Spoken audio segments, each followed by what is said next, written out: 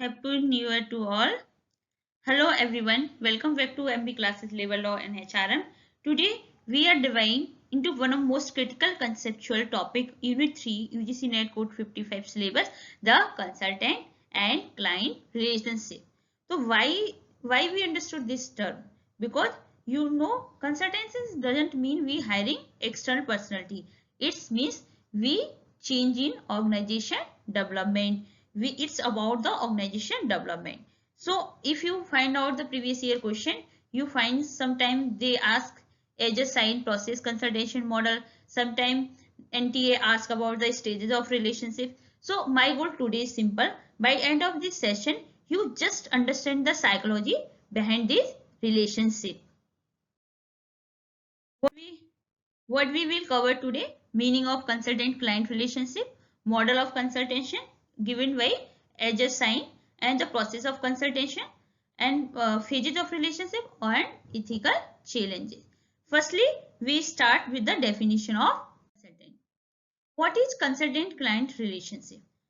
It is the voluntary, temporary, collaborative relation to solve organization problem. You can say it's voluntary. It means एक client choose to seek help. Compulsory नहीं है. आप client सोचता है कि ये मेरी ऑर्गेनाइजेशनल प्रॉब्लम आ रही है तो मैं ये किसी से हेल्प ले सकता हूँ. कोलैबोरेटिव क्यों है? कोलैबोरेटिव क्यों? क्योंकि हम ये क्या करते हैं, मिलके करते हैं. कोई भी क्लाइंट और कंसल्टेंट रिलेशनशिप जो कोलैबोरेटिव रिलेशनशिप है, दोनों की रिलेशनशिप. एंड थर्ड है टेम्पररी. टेम्पररी क्या है कि कंसल्टेंट इज परमानेंट एम्प्लॉय नहीं होता हमारे ऑर्गेनाइजेशन का. जब आपकी इंटरवेंशन कंप्लीट हो जाती है तो वो फॉरएवर के लिए एग्जिट कर देता है. It's called the consultant client relationship. Core goal क्या है? Improve the client is self renewal capacity. मतलब हम उसको इतना डेवलप कर दें इस रिलेशन के थ्रू कि अगर क्लाइंट को कोई भी प्रॉब्लम आए तो वो अपने आप अपनी फ्यूचर की प्रॉब्लम सॉल्व कर सकता है. नेचर कैसा है? अभी मैंने पढ़ा कोलैबोरेटिव, मतलब जॉइंट डायग्नोसिस है, not one way. When consultant client meet together then they solve the problem. Then data based है, क्योंकि जो भी आपका डिसीजन होगा ये कोई इंट्यूटिव मैनेजमेंट बेसिस नहीं है, एक फीलिंग के बेसिस पे नहीं है. ये हमेशा किसके बेसिस पे होता है? हमेशा वैलिड डेटा एंड फैक्ट के बेसिस पे. देन सिस्टमिक, मतलब ये अफेक्ट करता है होल ऑर्गेनाइजेशन को, नॉट जस्ट अ पर्सन. ये क्या करता है? हमारा पूरी ऑर्गेनाइजेशन को ही इम्पैक्ट डालता है, किसी भी इंडिविजुअल पर्सन को इम्पैक्ट नहीं डालता है. देन अब हम पढ़ेंगे कंसेप्ट कोई क्लाइंट होता कौन है. ठीक है, तो क्लाइंट हमारे कितने भी टाइप्स के हो सकते हैं, और इसमें सबसे पहले हम आइडेंटिफाई करेंगे कॉन्टेक्ट क्लाइंट. कॉन्टेक्ट क्लाइंट क्या हो गया? जो फर्स्ट पर्सन है जो आपको कॉल कर रहा है वो हो गया आपका कॉन्टेक्ट क्लाइंट. हो सकता है वो प्रॉब्लम फेस नहीं कर रहा हो लेकिन आपको कॉल कर रहा है, तो उसे हम क्या बोलेंगे? Contact client. The person who call you first. Primary client क्या हो गया? एक प्राइमरी क्लाइंट क्या होता है? जिसके एक्चुअल में जो पर्सन के पास प्रॉब्लम है उसे हम प्राइमरी क्लाइंट बोलते हैं. Intermediate client, people involve in early meeting. जैसे आपका प्रोसेसिंग स्टार्ट होता है तब कोई पर्सन इन्वॉल्व होता है आपके साथ, कंसल्टेंट के साथ, तो उसे क्या बोलेंगे? Intermediate client. Then primary client, जो एक्चुअली उसकी प्रॉब्लम है, जो कि मैंने आपके पहले ही दिखाया, जो पे करता है बिल को, बजट बिहेवियर अफेक्ट होता है, जिसे हम कहते हैं primary client. Then ultimate client क्या है? The total organisation stake holder. जो स्टेक होल्डर है, जो शेयर है, वो शेयर होल्डर है, वो हमारे अल्टीमेट क्लाइंट कहलाते हैं. तो आपको ये पता होना चाहिए कॉन्टेक्ट हो सकता है उसकी प्रॉब्लम नहीं हो जिसने आपको कॉल किया. इंटरमीडिएट, जो अर्ली मीटिंग में इन्वॉल्व है. प्राइमरी, जिसकी एक्चुअल प्रॉब्लम है, जो जो बिल पे कर रहा है या फिर जिसका बिहेवियर अफेक्ट हो रहा है, वो हमारा प्राइमरी क्लाइंट कहेगा. अल्टीमेट, जो हमारा अल्टीमेट जितने भी ऑर्गेनाइजेशन के स्टेक होल्डर है वो सारे हमारे क्लाइंट कहलाते हैं. तो ये क्या कहलाते हैं? ये 4 टाइप्स के क्लाइंट होते हैं जो कि किसने दिया? साइन ने दिए हैं. अब एक एग्जांपल के थ्रू आपको समझती हूँ. सपोज करो सीईओ है आपकी कंपनी का, उसने एक कंसल्टेंट को इनवाइट किया किसके बेसिस पे कि उसकी कंपनी में लेजी एम्प्लॉई है सेल्स टीम में. तो सीईओ कौन हो गया? आपका कॉन्टेक्ट क्लाइंट, क्योंकि उसने कॉन्टेक्ट किया क्लाइंट को. मतलब सेल टीम कौन होगी? प्राइमरी क्लाइंट, क्योंकि एक्चुअली में जो प्रॉब्लम हो रही है वो क्या कहलाएगा? Primary client. अगर आपने कॉन्टेक्ट क्लाइंट को प्राइमरी क्लाइंट मान लिया तो आपको प्रॉपर इंफॉर्मेशन नहीं मिल पाएगी. तो आपको अंडरस्टैंड करनी पड़ेगी कि कहाँ पे प्रॉब्लम है और किसके साथ मुझे डील करना है। तो ये हमारे क्लाइंट्स के टाइप्स हो गए। अब हम पढ़ेंगे मॉडल, क्योंकि एज साइन ने 3 मॉडल ऑफ कंसल्टेशन दिए थे। अब आपको ये पता होना चाहिए, क्योंकि अगर आपने ये पढ़ लिए तो आपका आधे से ज्यादा कंसेप्ट कस्टमर और क्लाइंट रिलेशनशिप का क्लियर हो जाएगा। पहला मॉडल दिया था परचेज ऑफ एक्सपर्टीज, कि आपने सपोज करो आपने कोई आपको प्रॉब्लम हो रही है, आपने उस चीज को परचेज कर रहा है, तो क्लाइंट का रोल क्या है, बायर, आपने उसे खरीद लिया। I know the problem just fix it, ऐसे एजम्पशन के बेसिस पे ये चलता है। डॉक्टर पेशेंट क्या होगा, डायग्नोसिशन के बेसिस पे, कि आपने क्या किया, उसको एनालिसिस किया, डायग्नोसिस बताया, अपने बारे में बताया कि एजम्पशन मान लिया, I mean pen, tell me what I have. अब मैंने बता दिया मेरी कंपनी में ये प्रॉब्लम आ रही है, अब आप मुझे बताइए अब मुझे क्या करना चाहिए। तो ये कैसा पैसिव पेशेंट की तरह ट्रीट करता है, वो रिएक्ट नहीं करता, वो हेल्प मांगता है। प्रोसेस कंसल्टेशन क्या हो गया, फैसिलिटेटर की तरह काम करता है। ये कैसे होता है, एक्टिव पार्ट है, ये बहुत जरूरी है, that's why I just bold this part. Facilitator की काम करता है, और क्लाइंट रोल का क्या होता है, active partner, help me understand and solve my problem. ये खुद कंसल्टेशन से नहीं कराता, ये क्लाइंट खुद ही सॉल्व करता है अपनी प्रॉब्लम को और एक हेल्प मांगता है। ठीक है,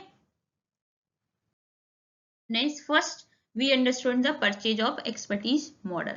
इसमें क्या होता है कि क्लाइंट जो मैनेजर होता है डिफाइन करता है अपनी स्पेसिफिक नीड एंड डिसाइड कि अब मुझे बताइए मुझे क्या करना है। तो फॉर एग्जांपल उसने बोला कि मेरे जो एम्प्लॉई हैं उनमें टाइम मैनेजमेंट की कमी है, तो जो कंसल्टेंट क्या होगा उस टाइम मैनेजमेंट की प्रॉब्लम को सॉल्व करेगा। तो इसमें क्या है, परचेज ऑफ एक्सपर्टीज, मतलब उसने बस वही चीज जो उसे लगा सिर्फ वही उसने फिक्स कर ली। The client manager define specific need and decide the lack of internet resources skill to fulfill, they hire a consultant to provide the specific service। उसमें कंसल्टेंट का कोई रोल नहीं है, जस्ट उसने डिमांड मांगी और जो कंसल्टेंट है उसने फुलफिल की। Suppose for example we need a new payroll software install, उसने बोला need do it for us, yes. तो अब हमने क्या किया, अब उसने मांगा और उसने उसको कंप्लीट कर दिया। ठीक है, कंसल्टेंट रोल क्या होता है, एक टेक्नीशियन, एक स्पेशलिस्ट की तरह काम करता है जो डिलीवर करता है आपको प्रोडक्ट या सर्विस। क्लाइंट रोल क्या होगा, बायर की तरह काम करता है जो कि आपको नीड है उसको डिफाइन करता है और जो आपका फाइनल जो फिक्स हो जाती है उसके बेसिस पे प्रोडक्ट को फाइनलाइज करता है। तो ये क्या होता है, परचेज, मतलब आपको कोई नीड, आपको कोई प्रॉब्लम हुई, आपने क्या किया, उस प्रॉब्लम को सॉल्व करने के लिए बाय कर लिया। Just like a vending machine, अगर you want to coke then you just buy the vending machine. तो is call the purchase expertise model, आपने क्या किया, उस एक्सपर्ट को एक स्पेसिफिक रोल को परचेज कर लिया, जो भी आपकी कंपनी में प्रॉब्लम आ रही है। क्या आप सोच सकते हो इसमें रिस्क हो सकता है, यस हो सकता है कि आपको लगा कि आपकी कंपनी में टाइम मैनेजमेंट ट्रेनिंग की जरूरत है, आपने क्या किया, आपने कंसल्टेंट को बुलाया, उसे टाइम मैनेजमेंट ट्रेनिंग दे दी, लेकिन पता चला रीजन क्या था कि वो ओवरवर्क कर रहे थे, इसलिए उनका जो टाइम था, जो सॉफ्टवेयर था वो ब्रोकन हो गया था, that's why they delay in functioning. तो अब क्या हो गया, अब तो प्रॉब्लम हो गई ना, आपने जो प्रॉब्लम बताई वो एक्चुअली प्रॉब्लम ही नहीं थी, तो इसके कुछ फेलियर्स हैं, that's why we move on second model. Second model है हमारा द डॉक्टर पेशेंट मॉडल, इसे हम डायग्नोस्टिशियन रोल भी कहते हैं। अब आपको ऐसा लगता है, क्लाइंट को फील होता है कि मेरी ऑर्गेनाइजेशन में कुछ प्रॉब्लम है, मे बी उसकी प्रोडक्टिविटी डाउन है, एम्प्लॉय का मोरल डाउन है, उसको प्रॉफिट नहीं हो रहा, उसको लॉस हो रहा है। तो ये उसने ऐसा फील किया, जस्ट लाइक अ पेशेंट, उसको लगा कि मुझे पेन हो रहा है स्टोमक में, तो इट जस्ट लाइक उसे ऐसा लगता है ऑर्गेनाइजेशन में कुछ प्रॉब्लम है। तो अब क्या करेगा, उसने अपने डॉक्टर को बताया, डॉक्टर मीन्स कंसल्टेंट, पेशेंट कौन हो गया, क्लाइंट हो गया। ठीक है, तो अब एनालॉजी क्या होगी, जैसे हम डॉक्टर को विजिट करते हैं ऐसे ही हम अपनी सिम्टम्स किसको बताते हैं, हम कंसल्टेशन को बताते हैं, फिर उसके बेसिस पे हम सर्वे इंटरव्यू करते हैं, डायग्नोसिस करते हैं और उसके बेसिस पे हम उसमें रिकमेंडेशन देते हैं। तो ये क्या होता है, डॉक्टर पेशेंट मॉडल। अब जो डॉक्टर ने उसके पेशेंट के जो सिम्टम्स थे उसके बेसिस पे उसकी प्रॉब्लम को आइडेंटिफाई किया। कंसल्टेंट रोल क्या हो गया, डायग्नोस्टिक, वो यूजर दे रहे expertise to find the root cause. Root cause क्या है, क्यों हो रहा है, अगर मोरल डाउन हो रहा है तो क्यों हो रहा है, हो सकता है उनकी सैलरी डाउन हो सकता है उनको इन्वायरमेंट अच्छा ना हो, ऑर्गेनाइजेशन क्लाइमेट बेटर ना हो सकता है उनका जो ट्रेनिंग है वो प्रॉपर नहीं दी जा रही हो। तो इस तरीके से वो रूट कॉज को फाइंड आउट करता है और उनको सॉल्यूशन प्रिस्क्राइब करता है। जैसे एक डॉक्टर एक पेशेंट को देता है ना कि ये मेडिकल एक मेडिसिन आप लो आप सही हो जाओ, ऐसे ही कंसल्टेंट क्या करता है, क्लाइंट को प्रॉब्लम को सॉल्व करने के लिए प्रिस्क्रिप्शन देता है। क्लाइंट रोल क्या है, एक पैसिव है, पेशेंट है, उसके अंदर वो क्या करता है, इंफॉर्मेशन देता है पूरी डॉक्टर को, उसके बेसिस पे वेट करता है कि यस अब ये इन्होंने कंसल्टेंट ने ये जो प्रिस्क्रिप्शन सॉल्यूशन दिया है, अब उसको वेट करता है कि हाँ अब ये बेटर हो जाएगी। तो ये हमारा मॉडल 2 है, doctor patient model. Then third model है हमारा कंसल्टेशन, प्रोसेस कंसल्टेशन मॉडल। ये हमारा फैसिलिटेटर रोल है और ये हमारा सबसे अच्छा रोल कहलाता है। क्यों? क्योंकि इसमें क्या होता है कि डिपेंडेंसी नहीं होती कंसल्टेंट पे, क्योंकि क्लाइंट क्या करता है, अपनी प्रॉब्लम खुद सॉल्व करता है to seek help of consultant. तो कोर फिलोसफी क्या हुई, consult not here to provide the answer but to provide the process, help the client find their own answer. मतलब हेल्प करता है, बूस्टअप करता है, गाइड करता है, लेकिन क्लाइंट खुद ही अपनी प्रॉब्लम को सॉल्व करता है। ये प्रोसेस कंसल्टेशन अप्रोच कहलाती है। साइन डेफिनेशन क्या थी इसमें, क्या है, set of activity on the part of consultant which help the client to perceive, understand, act upon the process even occur in client environment। मतलब ये एक ऐसी एक्टिविटी और जो कंसल्टेंट क्या करता है, उनको हेल्प करता है क्लाइंट को समझाने की, उनको अंडरस्टैंड करने की, उसके प्रोसेस को एक्ट करने के लिए जो क्लाइंट का इन्वायरमेंट है, सबसे पहले उसको हेल्प करेगा, उसके बेसिस पे उसे फैसिलिटेट करेगा, उसको गाइड करेगा, लेकिन जो सॉल्यूशन है वो क्लाइंट ही देगा। कंसल्टेंट रोल क्या होगा, कंसल्टेंट रोल के फैसिलिटेटर की तरह, एक कोच की तरह, एक गाइड की तरह। अगर they ask powerful question, mirror back data, help client analysis their own solution. वो क्वेश्चंस पूछते हैं, फिर उनको हेल्प करता है, इस तरीके से क्लाइंट क्या करता है, अपना प्रॉब्लम खुद ही एनालिसिस करता है उस सिचुएशन में। क्लाइंट रोल का क्या है, एक एक्टिव पार्टनर की तरह काम करता है और ये प्राइमरी प्रॉब्लम सॉल्वर कहलाता है। तो ये हमारे 3 मॉडल हैं process consultation model. Process consultation का गोल क्या हुआ, यहाँ पे क्या करता है, कंसल्टेशन कुछ काम नहीं करता, बल्कि क्लाइंट क्या करता है, पार्टिसिपेट करता है, डायग्नोसिस करता है, उसके खुद के सॉल्यूशन होते हैं। क्योंकि आपको पता है जो क्लाइंट को जो कल्चर है वो कंसल्टेंट अच्छे से नहीं समझ सकता, कोई आउटसाइडर नहीं समझ सकता, जो क्लाइंट का खुद का कल्चर अच्छे से समझ जाएगा। तो अगर हम साइन की डेफिनेशन में कह सकते हैं, तो हेल्प क्या करता है, क्लाइंट को परसीव करने में, अंडरस्टैंड करने में और उसके इवेंट को प्रोसेस करने में। तो आप कह सकते हो प्रोसेस कंसल्टेशन कैसे काम करता है, as a facilitator, as a guide की तरह। परचेज मॉडल कैसे करेगा, एक्सपर्ट पेयर ऑफ हैंड्स, मतलब जो भी चीज लगी आप उसको फिक्स कर सकते हैं। डॉक्टर पेशेंट कैसे की तरह करेगा, एज ए डायग्नोसिस की तरह। तो ये हमारे 3 मॉडल थे जो एज ए साइन ने दिए हुए थे। अब हम पढ़ेंगे प्रोसेस ऑफ कंसल्टेशन अप्रोच क्या होता है, क्योंकि आपको पता है ये ऑर्गेनाइजेशन डेवलपमेंट का इंटरवेंशन हो, ये सबसे बेस्ट माना जाता है। वही प्रोसेस कंसल्टेशन प्रोफर एचआरडी, सबसे पहले डिपेंडेंसी जो हमारी है वो कम होती है, क्योंकि हम किसी आउटसाइडर पे डिपेंड नहीं रहते। तो क्या करता है, हेल्पिंग करता है क्लाइंट को परसीव, अंडरस्टैंड एंड एक्ट, जो भी प्रेसिस इवेंट है उसको सॉल्व करने में हेल्प करता है।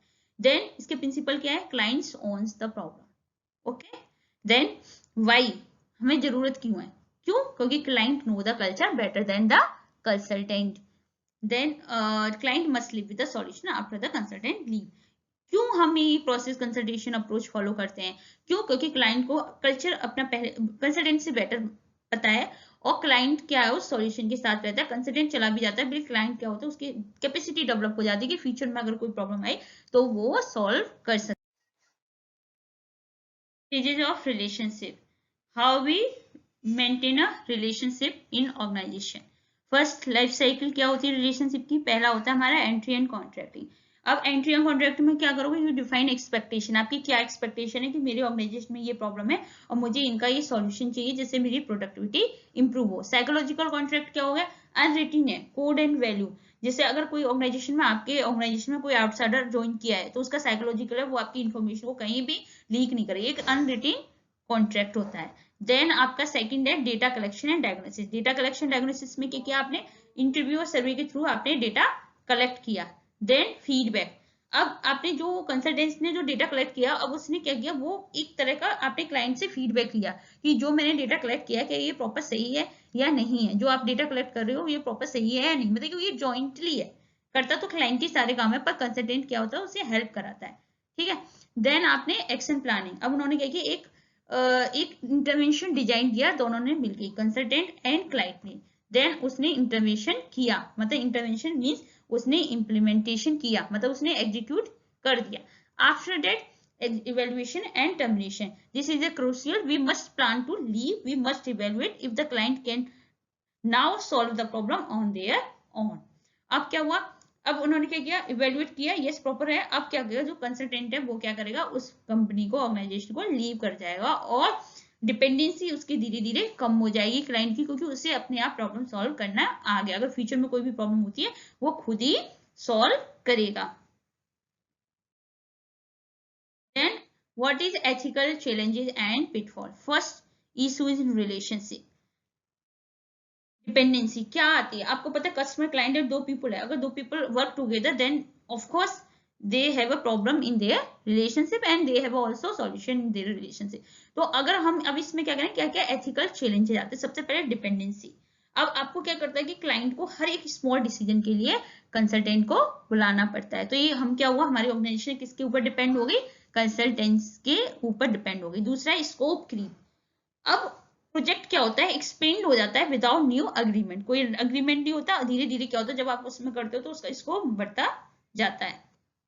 कॉल्यूजन। कॉल्यूजन क्या है कि कंसल्टेंट अग्री हो जाता है कभी कभी क्लाइंट की बातों पे, क्योंकि उसे अपनी जॉब को मैनेज करके रखना है, जॉब को मेंटेन करके रखना है। सपोज करो कंसल्टेंट आया, उसने कोई एडवाइस दी, लेकिन क्लाइंट नहीं, क्लाइंट को लगता है कि ये नहीं ऐसे होना चाहिए, तो वो कंसल्टेंट क्या होगा, अग्री हो जाएगा, क्योंकि उसको पता है कि उसे अपनी जॉब को फोकस रखना है।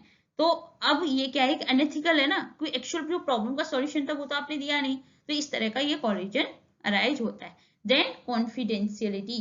कॉन्फिडेंशियलिटी मतलब वो get see the data collected. अब इसमें सबसे बड़ा प्रॉब्लम है, आपने जो डेटा कलेक्ट किया, अब आपको नहीं पता कौन आपके डेटा को देख रहा है, तो ये सबसे बड़ा एथिकल चैलेंज है, क्योंकि आपका कंपनी का पूरा लूप होल शॉर्ट पूरी प्रोसेस उसी के।